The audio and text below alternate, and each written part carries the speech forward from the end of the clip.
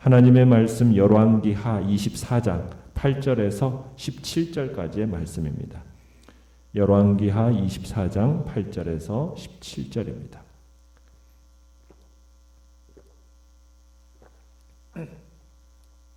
열왕기하 24장 8절에서 17절 우리 한 목소리로 같이 읽겠습니다. 시작.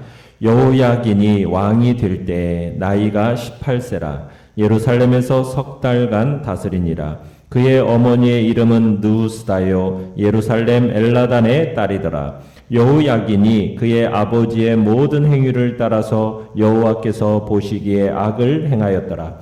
그때에 바벨론 왕 느부갓네살의 신복들이 예루살렘에 올라와서 그 성을 에워싸니라.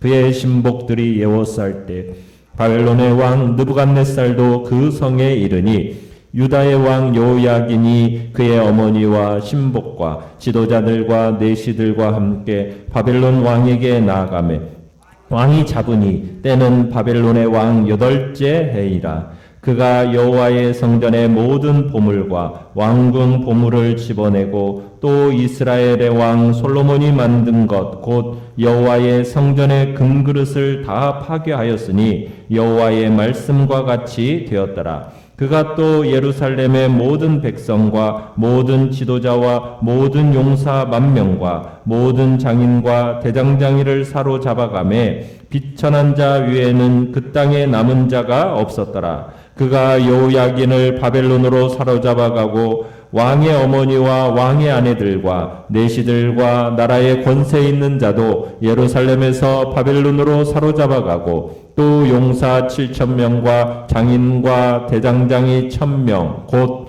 용감하여 싸움을 할 만한 모든 자들을 바벨론 왕이 바벨론으로 사로잡아가고 바벨론 왕이 또 여호야긴의 숙부 mat단이야를 대신하여 왕으로 삼고 그의 이름을 고쳐 시드기야라 하였더라. 아멘. 오늘 말씀의 제목은 이방인의 종으로 전락한 하나님의 백성이라는 제목으로 말씀을 나눕니다. 여호야김이 예루살렘이 바벨론 군대에 의해서 포위된 상태에서 죽게 됩니다. 그리고 그의 뒤를 이어서 오늘 8절은 그의 아들 여호야긴이 18세에 왕위에 등극하게 되죠. 얼마나 유다를 다스렸다고 얘기합니까? 석 달, 3개월 동안 다스렸다고 얘기합니다. 그런데 9절에 가보시면은 이 여호야긴이 그의 아버지의 모든 행위를 따라서 여호와께서 보시기에 악을 행하였더라 이렇게 얘기하고 있습니다. 아니, 왕 노릇을 얼마나 했다고 이런 평가를 받았을까요? 불과 3개월밖에 왕 노릇도 못했는데 여호와께서 보시기에 어떻게 악을 행했다는 것일까? 무슨 연유로 그런 것일까? 악을 행할 여유도 없었을 것 같은데 말이에요. 그러나 여호와 하나님은 사람의 속을 다 보시는 분이십니다. 그러니까 여호야긴은 아직 정식으로 왕위에 오르지 않았을 때 왕이 아닌 상태 가운데서도 여호와 보시기에 악한 사람이었다라는 거예요. 왕이 되었으면 된 대로 또 여호와 보시기에 악한 사람이었다는 거죠. 그러니까 그 마음의 중심이 악에 깊이 빠져 있어서 악을 행할 기회만 있으면 사소한 일에서도 악을 행했다라는 겁니다. 그러더니 드디어 왕이 되고 나니까 그 왕권을 가지고 악을 행했다. 이렇게 볼 수 있는 겁니다. 그러니까 사람은 겉모습을 따라 판단을 하지만은 하나님은 무엇을 보시는 분이십니까? 인간의 마음의 중심을 보시는 거예요. 그게 하나님의 보시는 관점인 거죠.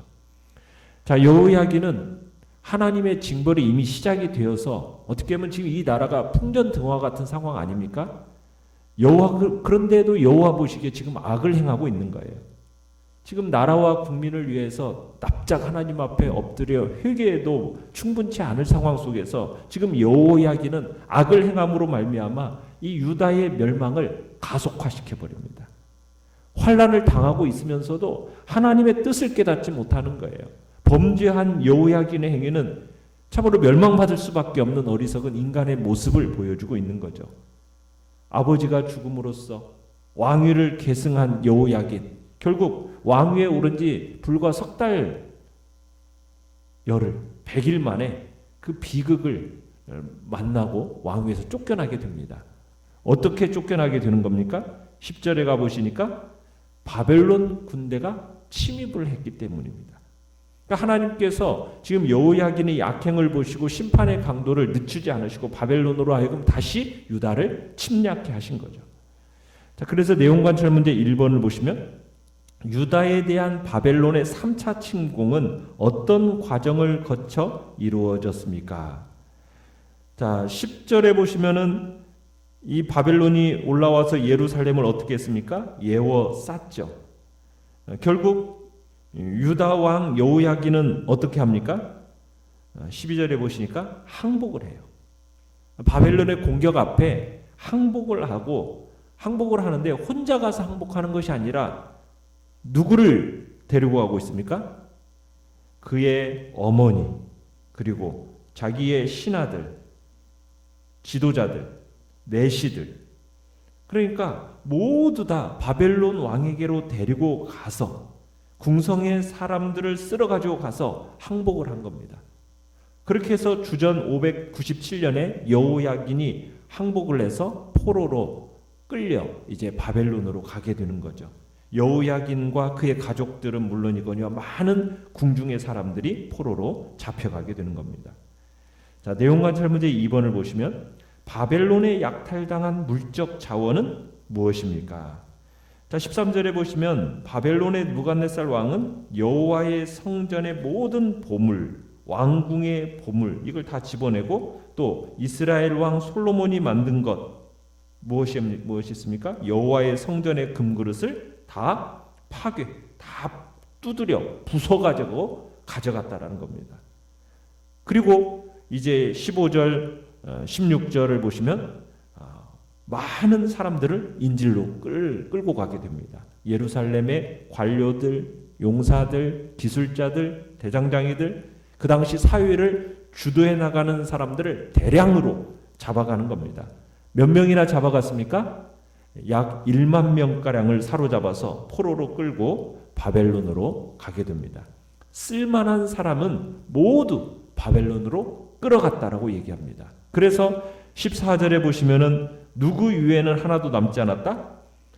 비천한 자 위에는 하나도 남지 않았다라고 기록을 하고 있어요. 이때 이 무리에 섞여서 끌려간 우리가 잘 아는 선지자가 있죠. 누가 끌려갔습니까? 에스겔 선지자가 이때 끌려가게 되는 겁니다. 1차 포로기 때는 다니엘과 세 친구가, 그리고 이게 이제 2차 포로기인데 에스겔 선지자가 이때 끌려가게 되는 겁니다. 유다의 유능한 자들이 대량으로 끌려감으로 말미암아 이제 유다의 종말이 재촉되어지고 있는 거죠.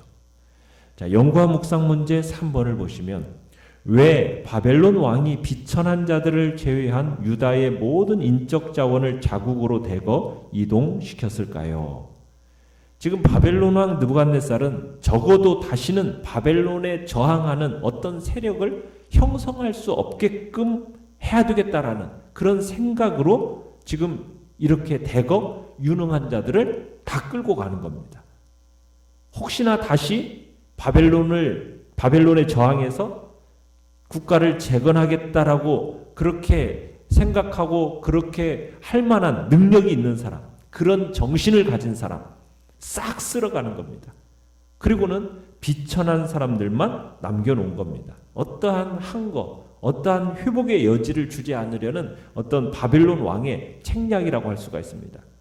뿐만 아니라 불순종으로 일관한 유다 백성들에게 하나님이 경고하신 말씀이 이루어진 결과다. 지금 우리는 그렇게 또 볼 수 있는 거죠. 자, 느낀 점 4번을 보시면 하나님의 약속을 받은 자들이 약속의 땅에서 이방 땅으로 무기력하게 옮겨지는 것을 보며 무엇을 느낍니까? 참 오늘을 사는 우리에게 있어서 여러분 하나님의 부르심을 받았다고 모두가 다 하나님의 약속에 참여하는 것은 아니라는 것을 우리로 하여금 경고로 느끼게 해주는 겁니다. 우리가 교회 안에 들어와서 하나님의 부르심을 받은 것처럼 보여진다고 해서 모두 다가 하나님의 약속에 참여하느냐? 그건 아니라는 거예요. 우리는 우리에게 하나님의 약속이 있다는 사실로 만족해서는 안 된다는 겁니다. 하나님의 약속이 있다. 이 사실 자체로 위안을 삼고 만족하려는 이들에게 어떻게 보면은 경종을 울리는 것이 바로 이 말씀이에요. 약속이라는 것은 그저 가만히 앉아 있으면 거저로 주어지는 거냐? 그런 게 아니라는 거죠. 예수 그리스도를 쫓는 자라면 예수 그리스도 안에 있을 때 약속을 받는 거지. 예수 그리스도를 떠나면은 하나님 나라에서 아무 분깃도 없다라는 것을 우리에게 보여주는 겁니다. 우리는 지금 본문을 이제 계속 보시면 알겠지만 하나님은 자기 백성을 심판하십니다. 근데 심판하실 때 자신의 처소인 성전마저도 불태워버리기를 지금 아까워하지 않으신다는 걸 보게 돼요. 그가 또한 자기 백성을 그들에게 기업으로 주신 그 가나안 땅에서 뽑아서 멀리 던져버리기도 하신다는 거예요. 예루살렘 성전의 파괴, 유다의 멸망, 이것을 자기 성소, 자기 백성을 지키지 못하시는 하나님의 무력함, 여러분 이것으로 생각해서는 안 되고요. 오히려 거룩하신 하나님, 언약의 하나님이 어떤 분인가를 우리에게 강력하게 반증해 주는 내용으로 우리가 이해해야 되는 겁니다. 하나님은 어떤 분이시냐? 거룩하신 분이세요. 거룩하신 분이기 때문에 자기가 선택한 이 유다 백성이 당신의 거룩함을 드러내지 않으면은 어떻게 하신다는 거예요? 성전이라도 기꺼이 불태워버리시는 겁니다. 언약 백성이라 할지라도 처벌을 하시겠다라는 거예요. 약속의 땅에다 심어 놓으셨지만 그 약속의 땅에서 뽑아내서 멀리 던져버리시는 분이시라는 거예요. 언약의 백성이기 때문에 하나님은 더 강력하게 처벌하시는 분이세요. 우리는 하나님의 자녀입니다. 하나님의 종, 그리스도의 종, 의의 종으로 살도록 부르심을 받았어요. 의의 종이면은 그 결과가 무엇으로 나타나야 됩니까? 거룩함으로 드러나야 되는 거예요. 여러분은 거룩함을 사모하시죠? 그리스도인의 삶의 목표가 무엇입니까? 거룩함입니다. 거룩함이어야 돼요. 우리가 의의 종이 되었다면 그 열매라는 것은 거룩함입니다. 세상과는 구별된 예수 그리스도를 닮아가며 그 닮아감 속에는 거룩함이 존재하는 거예요. 우리가 얻은 영생이라는 것은 그냥 영원히만 사는 그런 영생이 아닙니다. 우리가 영생을 얻었기 때문에 천국 가면 천국 가는 거다. 그러고서는 끝나는 게 아닙니다. 영생을 얻었으면 이 세상에서부터 어떤 삶을 이루어 나가는 겁니까? 거룩한 삶을 이루어 나가는 거예요. 우리가 거룩한 삶을 추구하면서 예수 그리스도를 닮아가는 그 거룩함을 꾸준히 추구해 나가다가 이 세상을 떠나갈 때 결국에는 그 거룩함을 완성하는 것이에요. 그게 우리가 이 땅을 살아가는 삶의 목표입니다.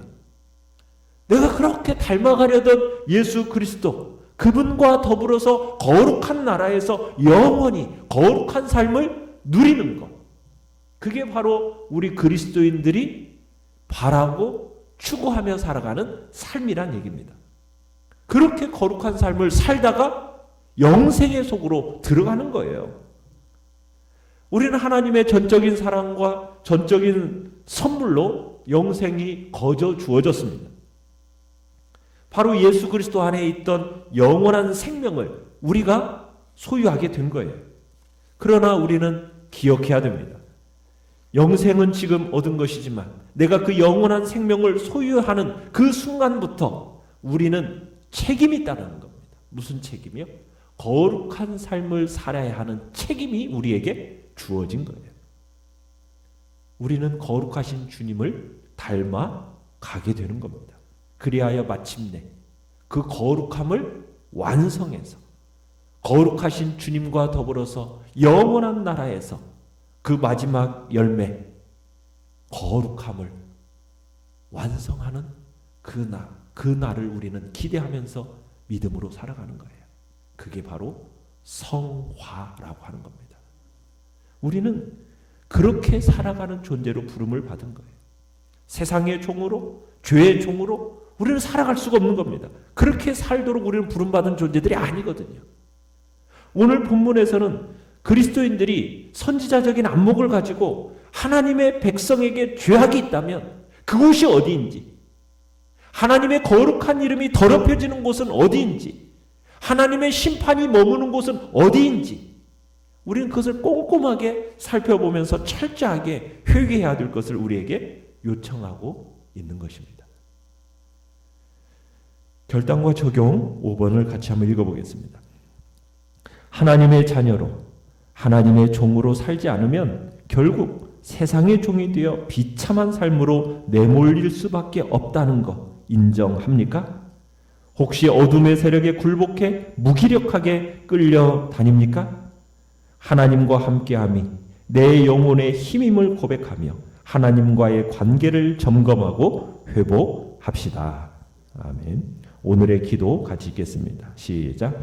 주님만이 반석이요 산성이시며 제 힘의 근원 되십니다. 늘 주님 안에 거함으로 세상을 이기게 하소서. 아멘. 말씀을 생각하면서 기도하시고요. 연약한 우리의 지체들을 위해서 기도해 주시며 코로나19 바이러스가 잠잠해지고 우리가 함께 모여 대면에서 예배드리는 날이 속히 오도록 주께서 일상이 회복되는 날을 주님 은혜를 베풀어 달라고 이 시간 주여 우리 세 번 부르짖으면서 합심해서 기도하겠습니다. 주여